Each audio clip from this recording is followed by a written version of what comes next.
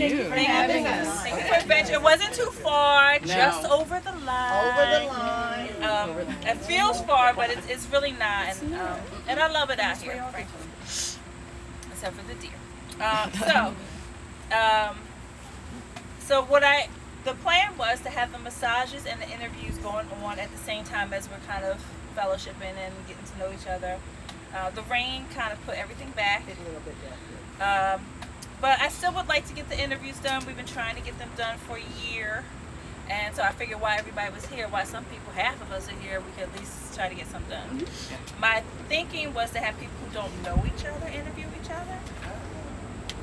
And as long as, and maybe one of the techie people will stay down with them to make sure the cameras, I don't know, seems like you got a whole setup. Just, you probably don't want things messed with. So, I mean, basically we just sit in front, do the interview, and then roll out. Okay. We don't need to be doing a lot of fussing. It's just going up for the website, I think, right? I have 5 questions I left them on the table. They're easy. You should know the answers. Then we're going to do lunch. It was at 1:30. Maybe we'll push it back a little to 2. If anybody's fainting, there are appetizers. But I wanted to get them done because we're going to eat back where the massage lady is. Okay. So as long as it's not too hot. If it's too hot, we'll try to figure out something inside. But I don't know where we're going to actually sit. So it feels different when you're in the shade. It really in does. The shade. Yeah. So, I wasn't hot under the... Yeah. Okay. Yeah. Anyway, so that's why I didn't want to share the space. I wanted her to be done, and then we can move back there to eat. Okay. And then we're going to have some team building games, just 2 light, fun things. And then we're going to have our meeting. And the meeting's just going to be like a broad meeting. What do we want to do in the next year? What are we going to do in the next 2 years? Yada, yada. Who wants to do what? Blah, blah, blah. And that's about it. The rest is just chill and have wine. That's what, when my son graduated, he spent 6 months in Ghana volunteering in the whole region at a hospital. Wonderful. Because he took a gap year, and I was like, all right, as you figure out yourself, you need to be of service. That's how you figure out who you are, being of service to others. And he was there for 6 months, and I'm telling you, the day he landed, he sounded like a completely different person.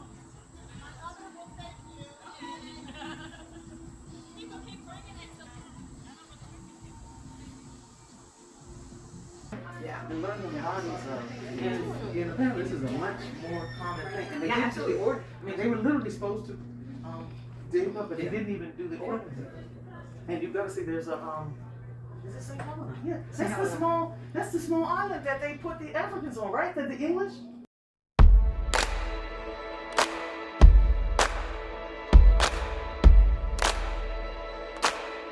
Take 1. So you ready? Quiet on the set. Thank you. After that. And action.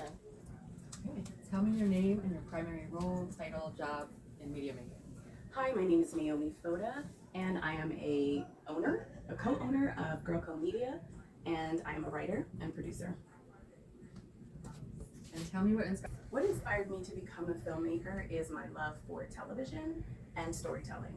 I have been writing since I was little, just allowing my imagination to bloom through my own storytelling, and then the medium of television just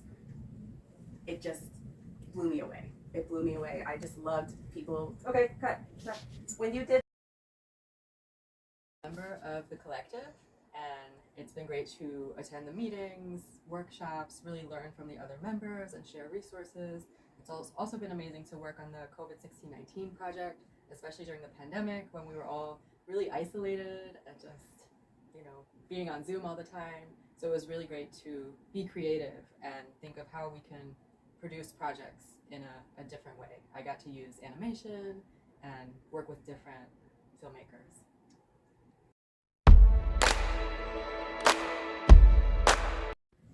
So a project or a goal that I have that I'm excited about is to finish writing a rom-com Christmas movie.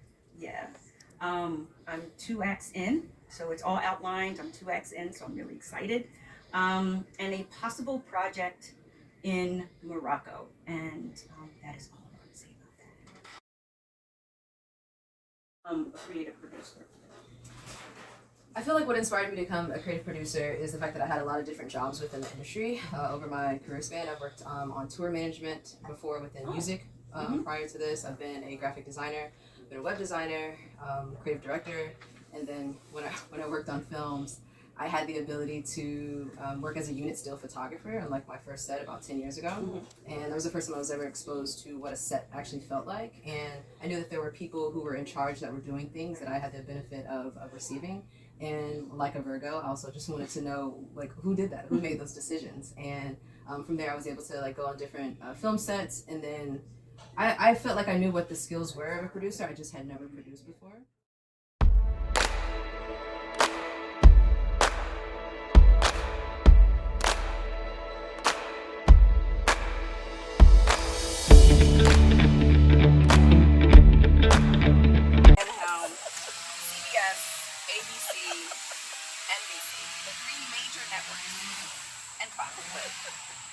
But the three majors, they were like, they literally stopped doing what has been working for decades because of one company. He's just like, I don't understand how you're gonna take decades of a system that is working. Writers are happy, writers are getting paid, they can build, they can have families, they can buy homes, they can have lives, Take a vacation. And he was just like, they took that system and just said, and threw it out the window and said, oh, we're going to now follow the Netflix system. They're like, Netflix hasn't even been profitable. You mean in terms of just contracting? In terms of how they do. Just how they do. So having these like do they underpay writers and stuff? Oh yes. Okay, yeah. I mean, I know they. Oh yes. So if you write something, they're going to give you that base. Right? You don't own the publishing, do you? And you don't own anything. Because that's why Michaela left. Yeah. Oh, yeah, that's why she left. Yeah. She was like, thank you. You want to own all of my, it's IP. Yeah. You want to own my IP? No. Right. But just think like, we all grew up, at least most of us grew up in a time when a TV show went 22 weeks.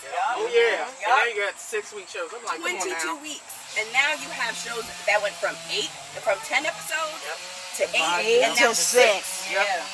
So that's got TV Blinders. That was so cool, man. Yeah. I know. And it's an hour. They did hour shows back then too. I'm like, I will stick with a show that's 22 weeks. Dick Van Dyke Show 32. The Dick Van Dyke Show has 30 episodes in a season. Let me tell you something. Perry Mason was like 48. I was just like, wait, we still in season 5? But I remember being young at that. It was not until like the end of the summer almost that you were still watching the Right. It was almost like it never stopped. Yeah.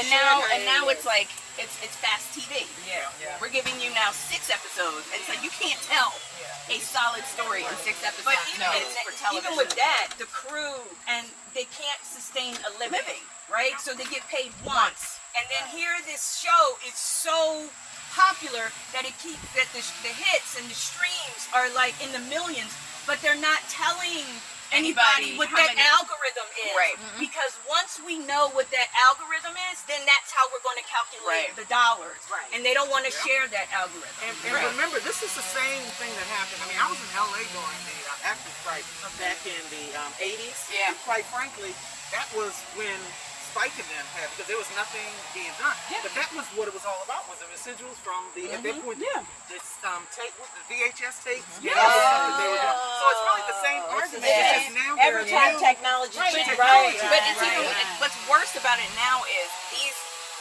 the creations, these episodes, these stories are staying on one platform the entire lifespan of that show. Netflix does not have deals with TNT. Right, they're not licensing. They're not licensing. And that's how a lot of them get their money. It's reverse. Yeah, HBO does licensing for Paramount. Yes, right. Right. Wow. But if you don't license, that means that people are not watching it on other platforms. You don't sell it, you can never see this. Right. So when they have shows and movies Netflix are canceling, that's it. It's done. That is a wrap. So those 3-cent checks, they're not even going to get bent. Yeah. Once they take it off the platform, any payments stop. But Netflix actually buys licenses other they stuff. do. They do. They've had, that's how they started out. No, they do. Yeah. But it's good for the game.